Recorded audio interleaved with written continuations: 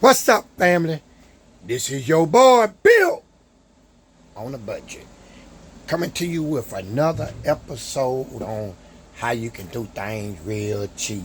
Look, today I want to talk to you a little bit about my fuel rail system that I'm doing on JT. And to some of y'all that don't know, JT is my 1969 Chevy C10 that's LS swapped.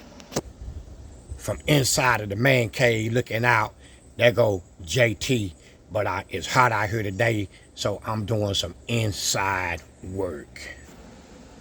The work that I'm gonna do today is on my fuel system, and I just want to show y'all a few things on how you do a LS swap fuel system.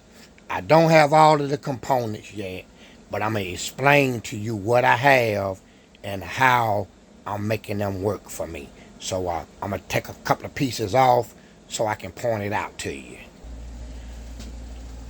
Okay, first off is I have a return line system on my engine, which means I got a line running back to the gas tank, and I got one coming from the gas tank, which is, this is the one coming in from the fuel pump. This is the one that's going out back to the tank as a return. On my line coming in from the fuel pump, I got a filter on it, and what I'm using is called C10. That's the style fittings that I'm using, that don't have any clamps or anything on it. They all screw on, and I'm gonna show you a little bit about how that work. Now, you find a lot of different ways to connect your fuel lines onto your fuel rails when you're using a C10 fittings. They got some with plastic clips that you slide on and they lock, but I don't really like them. This is the style that I like using, is this style here, and it got a screw on the back of it, and I'm gonna put it together. Let me see if I can show you how it go.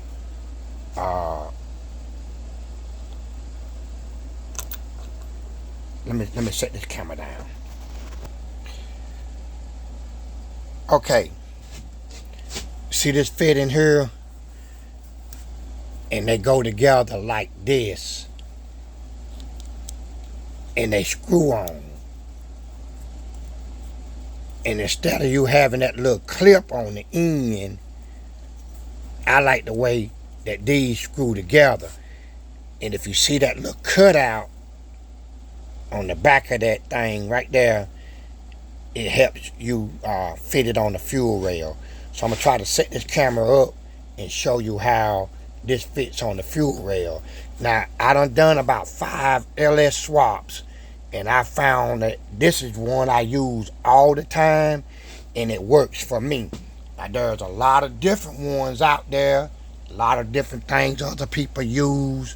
You may see some of that show up in the comments. I use this, I use that. All of that is fine. You're free to chime in if you use something different. I'm just showing you what I've used, and I've had success with it. Now, I've already lubed this up, this little piece here up, because it's got like a little rubber ring for sealing. And what it does is it slides over the fuel rail, and it slides all the way back. Okay, and because the second piece has that slot in it right there, it fits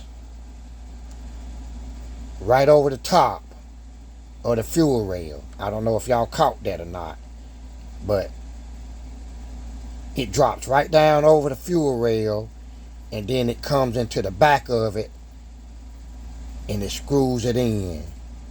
You can see where And when you screw that in and you tighten it up, that's locked in, and you don't have to worry about them little clips that break. And then the fitting like this,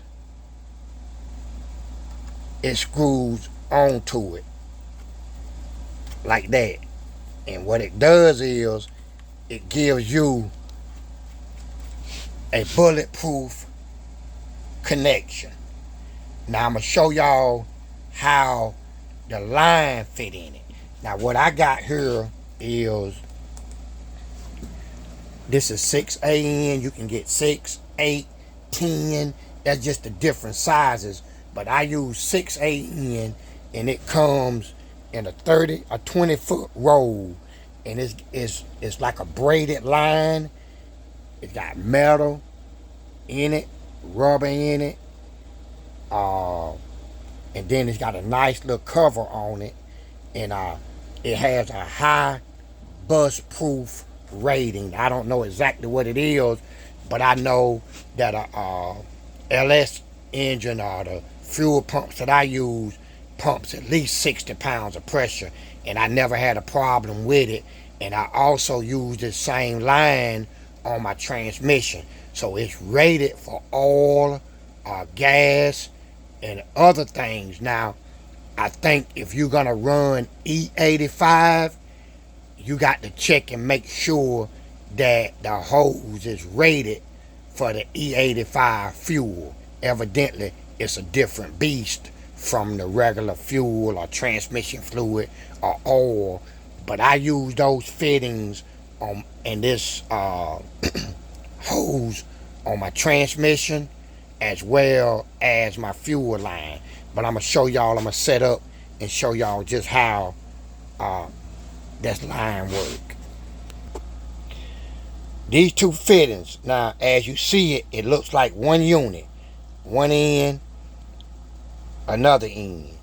But what happens is they unscrew, right? They come apart.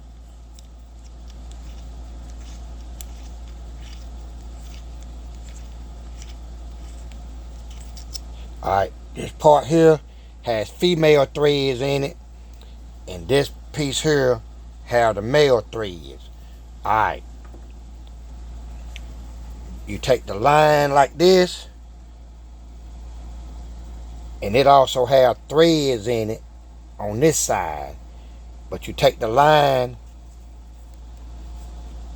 and you force it in.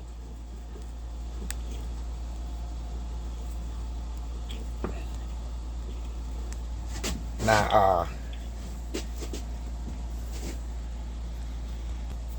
that built on the budget, tip this back where y'all can kind of see him.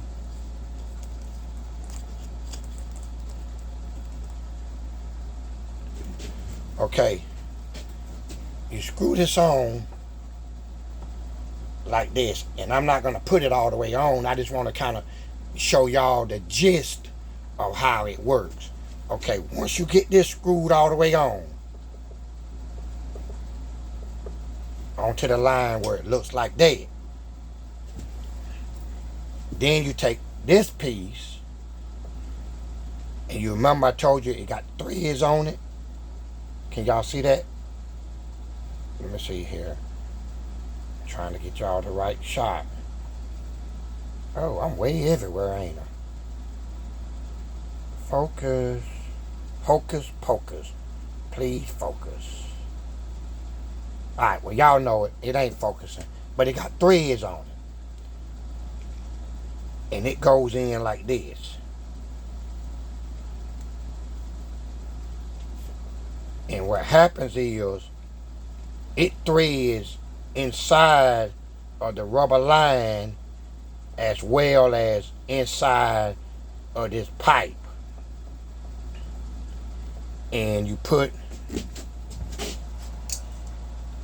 now here's where I'm gonna make some people mad. They sell a wrench for AN fittings. And what it does is it don't mess up the finish on it, right? I use a regular adjustable wrench. If you got one of those tools and you spent whatever it costs to get it, don't get mad because I don't use that, and I'm not really promoting that because I don't really care. I'm built on a budget.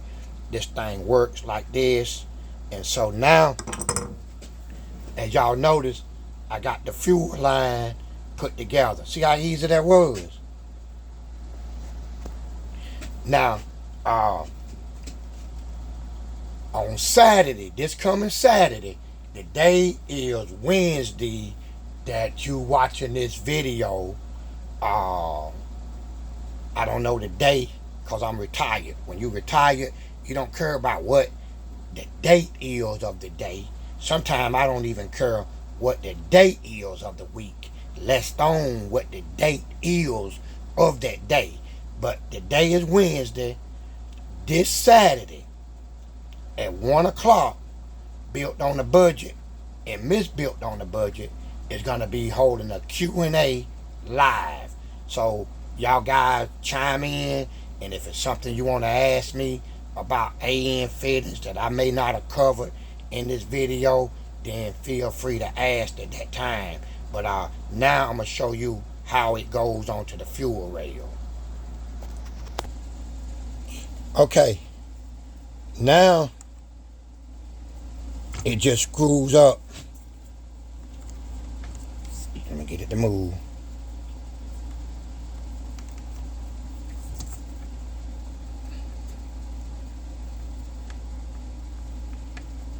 You don't want to cross thread it. That's the last thing you want to do, because then you're going to have gas spewing everywhere. But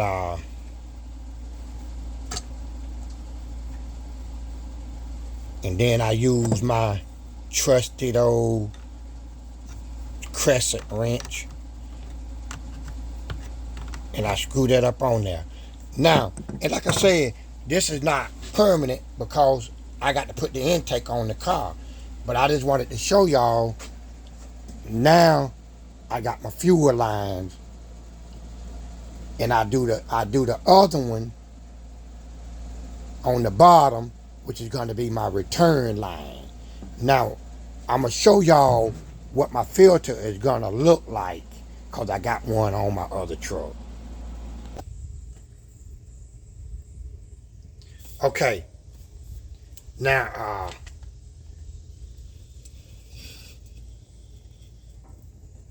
y'all see, that's what it looks like on the truck. I got this same style fuel filter that I'm running on JT.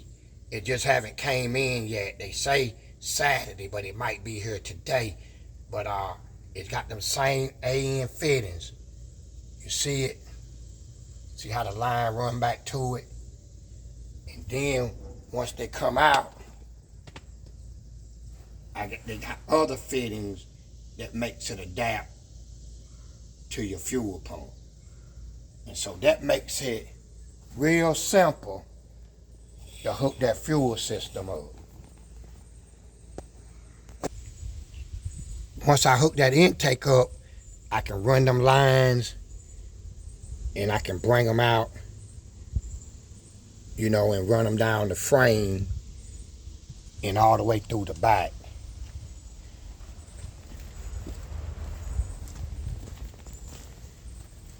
And I set my fuel filter probably pretty close to the tank, maybe back here somewhere.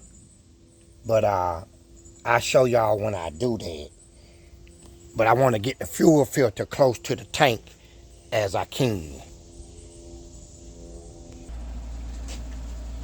Now I'm waiting on my fuel pressure regulator.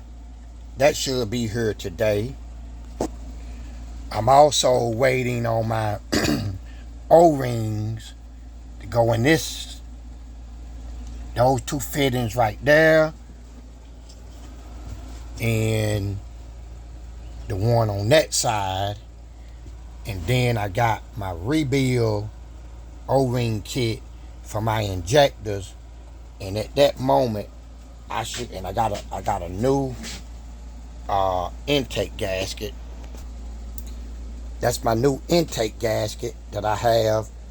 Um, and so once I get that, I should be pretty much ready to go. I also got a new starter for JT. Did you know that you can buy a brand new starter cheaper than you can buy a used from the junkyard?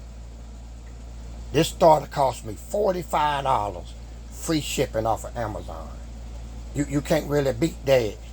Um, this hose was like $31 for 20 feet, and I bought one for when I did Armstrong. I believe I paid $45, and it come with a whole lot of fittings. When you get the kit, like for $45, it come with like 10 different fittings, man. And those right there hold the lines together to make them run neat. You got different, I done used a lot of them, but you got different angles that you can use. I use these on my transmission coolers, use them on my transmission lines.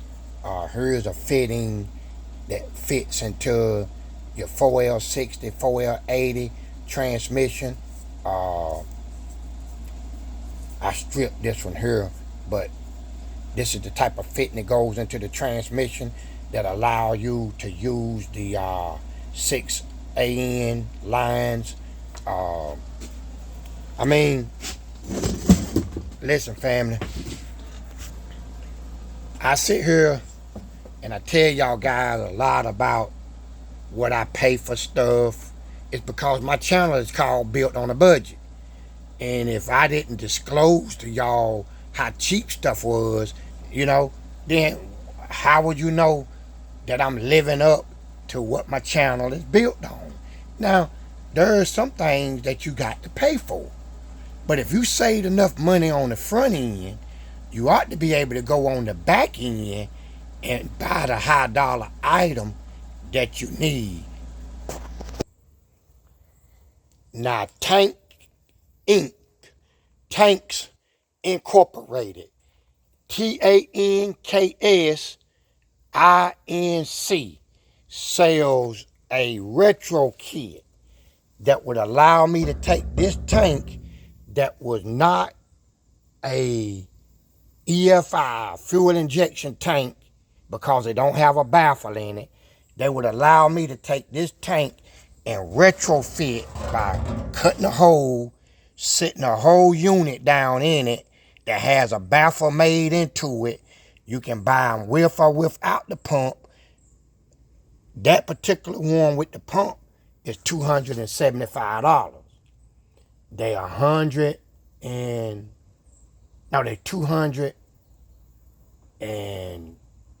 $225, and it's $175 without the pump. $175 without the pump, $225 with the pump. Now, I got to buy that unless one of my subscribers can drop down in the comment where I can find one cheaper. Then I'm gonna have to spend that money. So some things you got to pay for. I'm not saying that, because this is not cheap on the budget. It's built on the budget, and I searched the interweb to find the deals. But sometimes you got to pay the price. You got to pay the piper.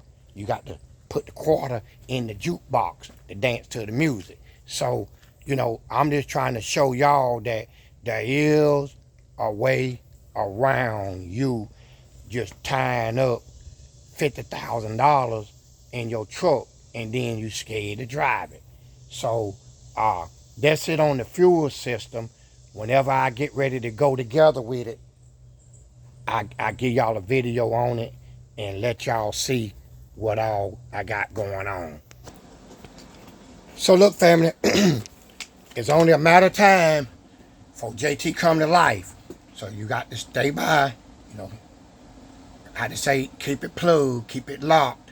And I'm going to keep y'all informed with every step that I go on. So JT will be coming alive in the next maybe week. So until then, you remember, this coming Saturday, Built on the Budget, Miss Built on the Budget, is going to host a question and answer live video. I hope y'all guys can, join it and spend a little time with us, ask some questions that you have. I answer what I can. I'm looking forward to, having the video with y'all. And like I said, it's going to be hosted by the famous Red Eye Patriot. Red Eye Patriot. You got it? Red Eye Patriot. Y'all check his channel out, man. He got a lot of shorts on his channel. He got a lot of good stuff on his channel. Got an 82 GMC. He got a lot of nice stuff, man. He was showing one day last week a C10 6260. It's a C20 with a 6-cylinder in it, and that thing hit hard, man. Y'all check him out, Red Eye Patriot. And when you do, let him know you're showing up from the Built on the Budget side of the platform. I know he'll appreciate it. And Red Eye, appreciate you for hosting me, hosting that live for me, man. And we looking forward to having a good time. So until the next one, it's your boy Built on the Budget saying it will be some rolling footage of Silver Bullet, hopefully this weekend. I get Miss Built on the Budget back on the job, and we're going to get some rolling footage of the Silver Bullet. Peace. Until the next time, peace.